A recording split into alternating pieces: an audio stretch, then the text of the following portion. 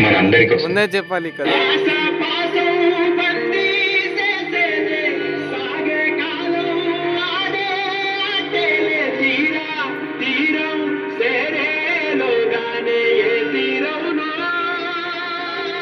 నమస్కారం మాస్టారు. పిల్లలు, ఈ ప్రశ్నకి మీలో ఎవరు సమాధానం ఇస్తారు? నేను చెప్తాను మాస్టారు. భీమరావు, ఆగిపో.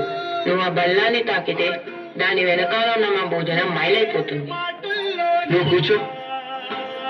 నువ్వు వెళ్ళి రాయి భీమరావు.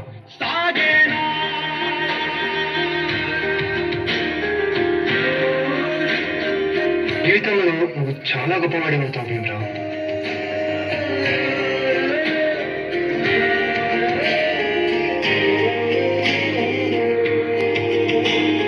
నీ వల్ల మా భోజనం మైలైపోయింది. ఇది కూడా నువ్వు పెట్టిను.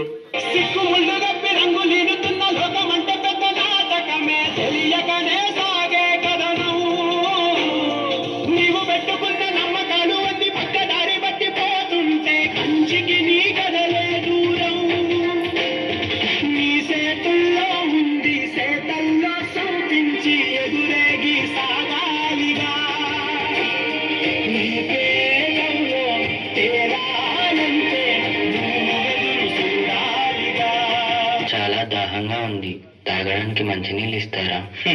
నీలాంటి వాళ్ళకి అదిగో ఆ మురికి నీళ్ళే, వెళ్ళి తాగు.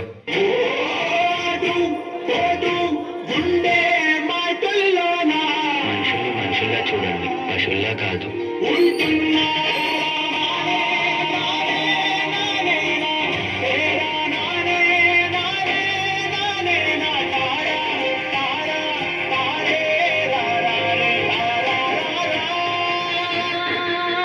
నువ్వు ఎవరికీ తల వంచకూడదు. నీ చదువు నీ మార్గం కావాలి. విజ్ఞానమే నీ ధనం కావాలి. నీ వాళ్ళ కోసం నువ్వు ఒక దీపంలా నిలవాలి. నీ కృషి, పట్టుదల, దీక్ష మన భారతానికి రాజ్యాంగం కావాలి. ఇప్పటి నుంచి నీ ఇంటి పేరు నా ఇంటి పేరు అవ్వాలి. అందరూ నిన్ను అంబేద్కర్ అని పిలవాలి. సరేనా భీమరావు?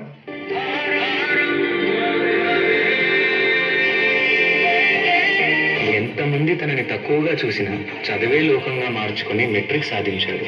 అదే సమయంలో పెద్దలు తన పెళ్లి కూడా చేశారు. సాయాజీరావు గాయక్వాడ్ అనే మహారాజు సాయంతో విదేశాల్లో చదువు పూర్తి చేసి ఎన్నో గణితలు సాధించి తిరిగి వస్తారు.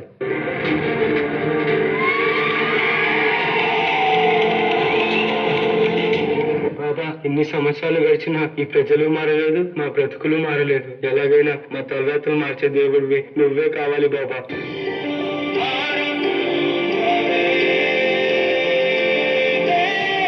నా ప్రజల కోసం ఎంత కష్టమైనా పోరాడతాను.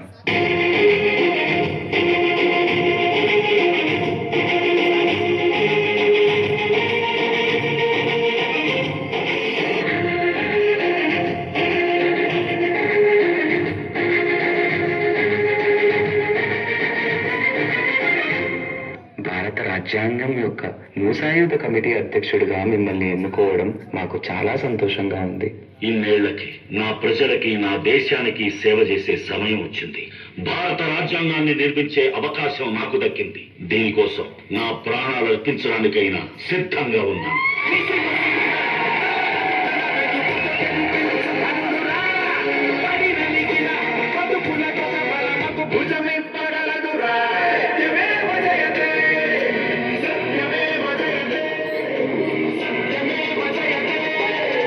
అంబేద్కర్ ని ఒక ప్రాంతానికో, ఒక కులానికో, ఒక మతానికో పరిమితం చేయలేము. ఎందుకంటే ప్రతి భారతీయుడి గుండెపై శరగని ముద్ర వేసిన మహనీయుడు ఆయన. అందరి కలలు కన్నది ఆయన కలం.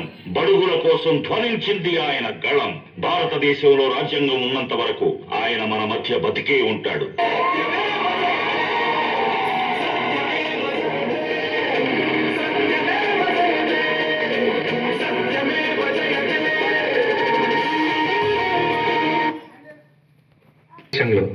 ఎందరో మహానుభావులు జన్మించారు.